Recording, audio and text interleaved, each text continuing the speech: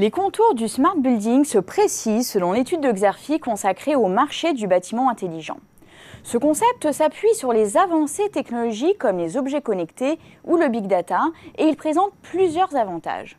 Des avantages qui dépassent largement la simple gestion technique du bâtiment, aussi bien pour les gestionnaires que pour les usagers. Je veux bien sûr parler de l'optimisation des charges d'exploitation, mais aussi de la réduction de la facture énergétique ou encore de l'amélioration du confort.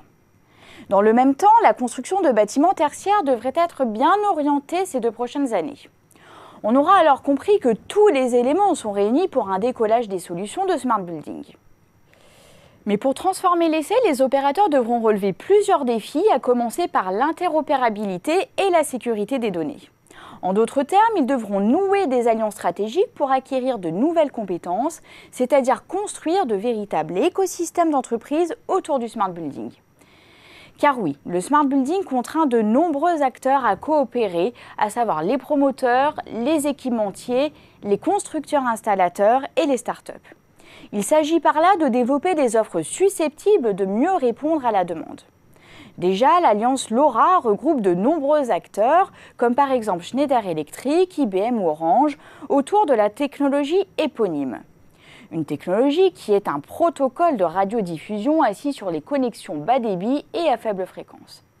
La start-up Sensing Labs, qui fabrique des capteurs pour lire les compteurs d'eau électrique ou de gaz, utilise elle aussi ce protocole LoRa. Et de l'avis des experts de Xerfi, les promoteurs comme Nexity ou ICAD et les équipementiers comme Schneider Electric ou Siemens par exemple ont une belle carte à jouer pour endosser le rôle de pivot de ces nouveaux écosystèmes d'affaires. À l'origine du montage des projets, les promoteurs ont une connaissance fine des attentes des utilisateurs finaux, en plus d'importants moyens financiers.